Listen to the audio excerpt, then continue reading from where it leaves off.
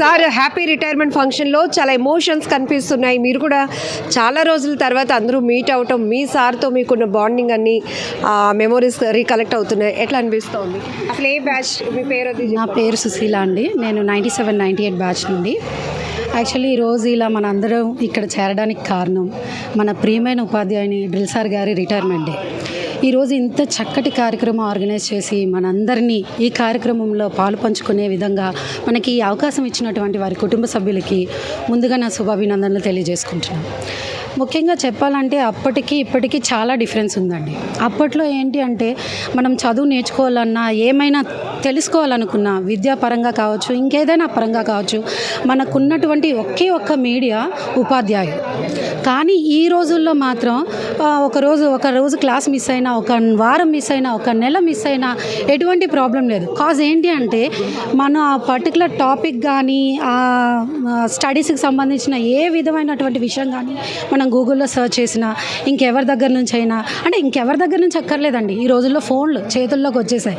ఇంకా ఉపాధ్యాయుని అవసరం అనేది చాలా తగ్గిపోయింది నాకు తెలిసినంత వరకు. కానీ మా 97-98 బ్యాచ్ ఆ 90 కిడ్స్ అంటారు, ఇప్పుడు జెన్జీ కిడ్స్ అంటున్నారు. There is a lot of difference నిజంగా. అంటే ఈ రోజుల్లో కూడా ఈ జెన్జీ కిడ్స్తో 90 కిడ్స్ మేము ఇంకా పోటీ పడుతున్నాం అంటే కారణం ఆ రోజుల్లో మా ఉపాధ్యాయులు మాకు ఇచ్చిన ఆ శిక్షణే కారణం. ఇయర్స్ బ్యాక్ మా అక్కల గెట్ టుగెదర్లో సార్ని కలవడం జరిగింది. నేను అప్పుడు మా అక్క రండి డ్రిల్ మాస్టర్ అంటే అప్పటికే నాకు భయం. ఎందుకంటే 6th మనకి హిందీ ఇంగ్లీష్ స్టార్ట్ అయింది. ఆ టైంలో ఒక వర్డ్ వదిలేసానని సార్ ఎందుకు వదిలేసామన్నారు. అది నేర్చుకొని మళ్ళీ చేయడం జరిగింది. 7th సార్ దగ్గరే ట్యూషన్ నేర్చుకున్నాం. అప్పుడు నాకు తెలిసి క్లాస్లో 2nd ర్యాంక్ రావడం జరిగింది నాకు. ఆ తర్వాత సార్ అంటే ఎంత భయం అంటే, మేము 6 మెంబర్స్ మా డాడీకి ఇంత కష్టపడి ఉంటున్నారని చెప్పేసి సార్ ఎప్పుడు కూడా మాకు ప్రోత్సాహం ఇచ్చేవారు. సెకండ్ 5 years బ్యాక్ నేను ఒక నెట్వర్క్ డైరెక్ట్ సెల్లింగ్ మార్కెట్లో ఉన్నాను. సార్కి తెలిసి నాకు వాట్సాప్కి కంగ్రాచులేషన్స్ అయి పెట్టేవారు. కానీ ఏదో రకమైన భయం ఉండిపోయేది. మా సిస్టర్ ఇప్పటికి భయం ఉండిపోయేది. ఎందుకంటే వీళ్ళందరికీ తెలుసు నేను గోల్ని క్లాస్లో. అది ఈ నెట్వర్క్ మార్కెటింగ్లో అది నాకు పనికిరాదు. ఆ విధంగా సార్తో నేను వెళ్ళి మాట్లాడినప్పుడు, నువ్వు ఇలా ఉండకూడదమ్మా, నువ్వు చేసే పని చాలా కరెక్ట్ అంటే, చూడండి క్లాస్ అయిపోయింది, స్కూల్ అయిపోయింది, అక్కడితో వదిలేవచ్చు ఆయన. కానీ ఈ రోజు కూడా మేము చేస్తున్న ఏ వర్క్ అయితే ఉన్నారో దానిలో కూడా సలహాలు ఇవ్వడం జరిగింది. సార్ నాకు సలహా ఇచ్చి, నువ్వు ముందుకు వెళ్ళాలమ్మా, 10 మందికి హెల్ప్ చేస్తున్నాం, నువ్వు హెల్త్ అండ్ వెల్త్లో ఉన్నావు అని సార్ ఆ రోజు చెప్పడం నాకు ఒక ధైర్యం ఇచ్చింది అనుకోవాలి. అది ఆ తర్వాత నేను ఇంకా వెనక తిరగలేదు. ఈరోజు డైరెక్ట్ సెల్లింగ్ నెట్వర్క్ మార్కెటింగ్లో నెంబర్ 1 ఉమెన్గా ఉన్నాను. తర్వాత డైమండ్ లెవెల్కి వచ్చాను. నా ద్వారా ఒక 2000+ నెంబర్కి నేను ఇన్కమ్ హెల్త్ వెల్త్ ఇవ్వడం జరిగింది.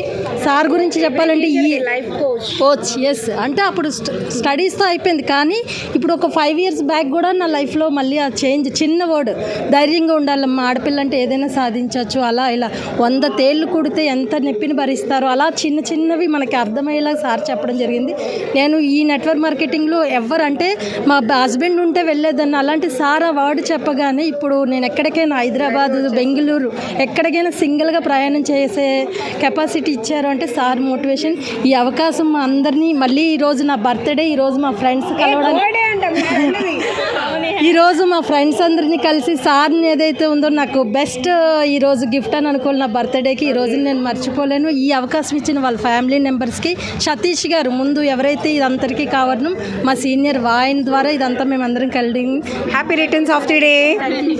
ఆ రోజుల్లో పిల్లల్ని టీచర్ దండించడం అనేది దండించడం కాదు. ఈరోజు మేము అందరం ఇంత స్టాండర్డ్గా బతుకుతున్నామంటే ఆ రోజు వాళ్ళు కంట్రోల్గా చేయబట్టే. ఈరోజు పిల్లలకి మనం ఏమన్నా చెప్తే మనం పిల్లలకన్నా ముందు పేరెంట్స్ మనం టీచర్స్ మీద వాళ్ళ మీద కేసెస్ పెడుతున్నాం. సో ఆ రోజు వాళ్ళు కొట్టింది కాదు, తిట్టింది కాదు, మన ఫ్యూచర్ మనకు తెలియదు కాబట్టి వాళ్ళు మనల్ని ప్రిడిక్ట్ చేసి ముందుగా మనకి చేయడం వల్ల జరుగుతుంది. ఇక్కడ ఒక్కసారి ఇక్కడికి వచ్చి అల్లరి చేస్తున్నారు బాగా. మా చిన్ననాటి నుంచి మా టీచర్స్ కూడా మమ్మల్ని అలాగే రికగ్నైజ్ చేస్తున్నారు. మీకు ఈరోజు ర్యాంక్స్ బట్టి మీకు ఈరోజు పిల్లల్ని గుర్తించాలంటే మా 95, 96, 99.9% అని మీరు ర్యాంక్స్ చూసుకుంటున్నారు. కానీ మమ్మల్ని ఆ రోజు అల్లరి బట్టి, లేదంటే మా ఉన్న తండ్రిని బట్టి మమ్మల్ని గుర్తింపు ఉన్నది మాకు.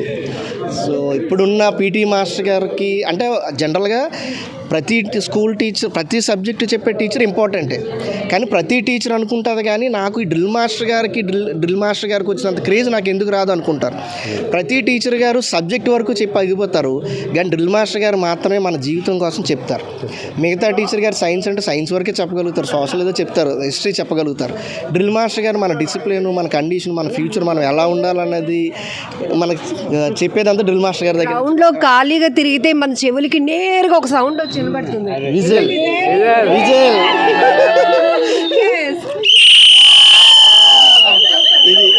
అంతే లోపల పరిగెట్టవలసిందే. ఏ సబ్జెక్ట్లో ఉన్నా ఏదైనా మాకు సబ్జెక్ట్తో సంబంధం లేని మాస్టర్ గారు ఒక్కరే డ్రిల్ మాస్టర్ గారు. నిజం చెప్పండి, నిజమే కదా, సబ్జెక్ట్ టీచర్స్ కన్నా డ్రిల్ మాస్టర్కి ఎక్కువ. అయ్య బాబోయ్ సార్ విజిలేసేస్తున్నారు. ఈవెన్ బయట సబ్జెక్ట్ టీచర్స్ అనుకునేవారు డ్రిల్ మాస్టర్ గారు ట్యూషన్ చెప్పడం ఏంటా అని, కానీ డ్రిల్ మాస్టర్ గారే ట్యూషన్ చెప్పారు. ఆ ట్యూషన్లోనే మేము చదువుకున్నాం, ఆ ట్యూషన్లో చదువుకోబట్టి ఆ మాత్రం సపరేట్ అయ్యాం. సో ఈ మాస్టర్ గారి దగ్గర ట్రైనింగ్ అయ్యి ఈ మాస్టర్ గారు విజిల్ సౌండ్ వింటూ ఈరోజు నేషనల్ లెవెల్లో రాణిస్తున్న ఎంతోమంది క్రీడాకారులు చూస్తున్నాం. జ్యోతి ఎర్రాజీ కూడా ఉన్నారు. ఏమనిపిస్తోంది అసలు? నిజంగా ఇదంతా మా పూర్వజన్మ సుకృతం అని అనుకోవాలి. ఎందుకంటే మా తల్లిదండ్రుల నేపథ్యం చాలా పేదరికం, మేము ఆ పేదరికంలో బతికొచ్చాము. అలాంటిది నా సొంత విషయానికి వస్తే మేము దేవముడి దగ్గరే చదివాము. నేను ట్యూషన్కి ఫీజు కూడా 3 నెలలకు 150 రూపాయలు కట్టలేని పరిస్థితి. ఆ టైంలో కూడా సారు వద్దు అని, ఎలాగంటే మా 6th క్లాస్ సార్ అయిన దేవరాజు గారు నా కష్టాన్ని తెలిసి సార్ ముందు చెప్పారు, వీడు బాగా చదువుతాడు కానీ వాడి పరిస్థితి బాగోలేదని. అలాంటప్పుడు పిలిచి, నువ్వు నాకు ట్యూషన్ ఫీజు ఏమీ ఇవ్వద్దు, బాగా చదువుకో అని మాత్రమే చెప్పారు. 7th అప్పుడు మాకు పబ్లిక్ ఉండేది, ఫస్ట్ వచ్చాను. తర్వాత 10th మళ్ళీ సార్ మళ్ళీ క్లాసులు చెప్పేవారు. అప్పుడు కూడా నేను ఫీజు తీసుకుని వెళ్ళిస్తే ఆ డబ్బులు నాకు ఇచ్చి all in one textbook, notebook కొనుక్కోమనేవారు. ఈవెన్ ఆ నోట్బుక్ షాప్కి వెళ్ళి నేను నోట్బుక్లు కొంటే ఆయన నా దగ్గర డబ్బులు తీసుకునేవారు కాదు, ఆనంద్ గారని.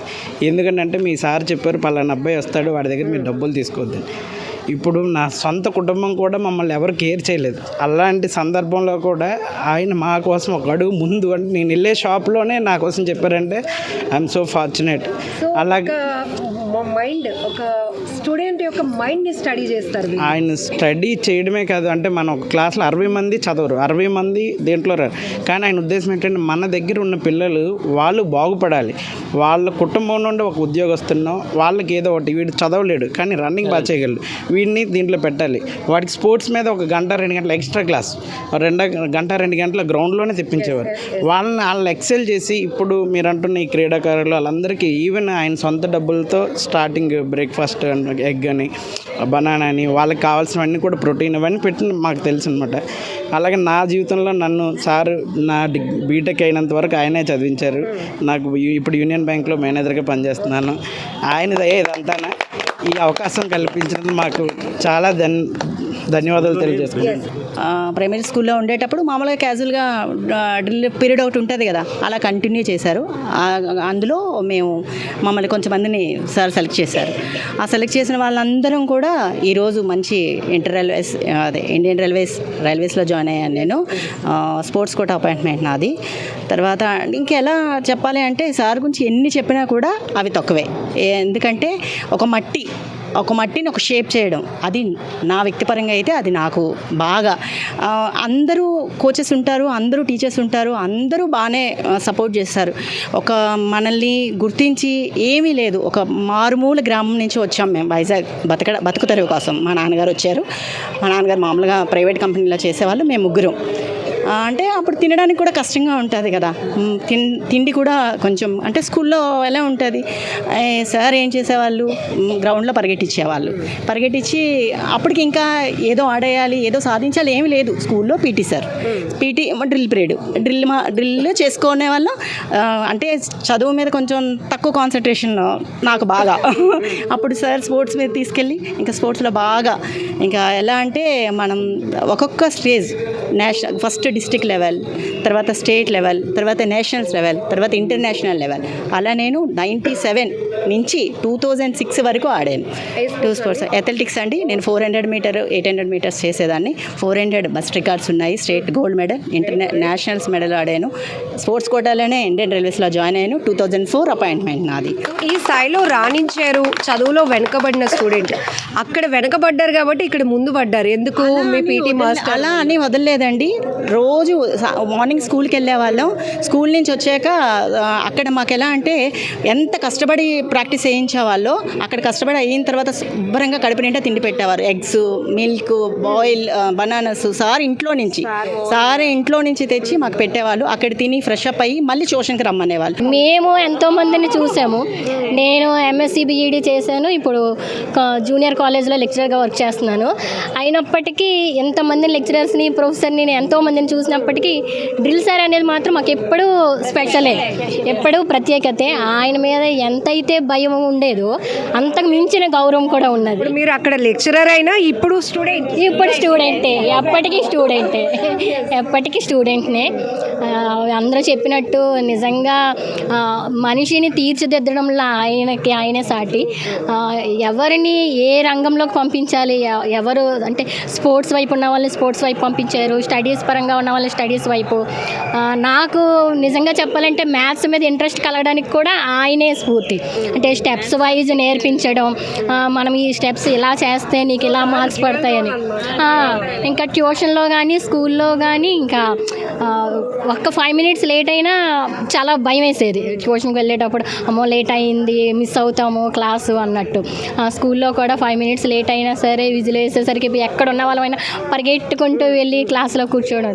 నిజంగా చాలా అంటే చాలా. మ్యాథ్స్ అయితే ఒక రకంగా అంటే ఇక్కడ డ్రిల్ మాస్టర్ అయినా డ్రిల్ టీచర్ అయినా ఆ బాండింగ్ మాత్రం వెరీ స్పెషల్. ఎందుకంటే ఎలా ఉంటుందో మీరే చెప్పాలి, నేను చెప్పడం.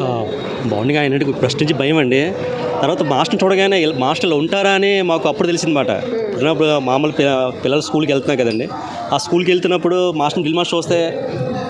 డ్రిల్ మాస్టర్ని చూస్తే ఇదేంటి డ్రిల్ మాస్టర్ ఉంటారు మేడం. తర్వాత ప్లే గ్రౌండ్స్ ఉండవు, ఎక్కడ ఉండమాట. కానీ అందరూ ప్రజెంట్ మా మేడం చెప్పినట్టు ప్రజెంట్ చెప్పినట్టు స్కూల్లోని ఇవే లేవు మాట, గ్రౌండ్లు కానీ ఏం లేవు. ఇప్పుడు అందరూ ర్యాంక్స్ గురించి ప్రైవేట్ స్కూల్ ఉన్నాయి కదండి. నేను చెప్తున్నాను మేము పిల్లలకి ఈ టైంలోనే, మా పిల్లలు చిన్నపిల్లలండి, ఈ టైంలో వాళ్ళు అలా రుద్దించినందుకు వాళ్ళకి ఏదైనా ఆడుకోవాలి చేసుకోవాలంటే స్కూల్లో పడుకోబెడతారట. స్కూల్లోనే ఇప్పుడు స్కూల్లో పడుకోబెట్టడం అవి చేస్తారట. ఆడుకోవడానికి అసలు వాళ్ళకి ఉండవు వాళ్ళకి. కానీ ఈ సార్ని చూసిన తర్వాత మాకు రెస్ట్ అంటే పడుకోవడం అన్నట్టుంది. ఇప్పుడు అప్పుడైతే మాత్రం పరిగెట్టడాలు, ఇప్పుడు లేవండి. వాడు రెస్ట్ తీసుకుని పడుకోబెడతారు, స్కూల్లో పడుకోబెడతారు, వేసుకుని మానం చేసి పడుకోబెడతారు అనమాట.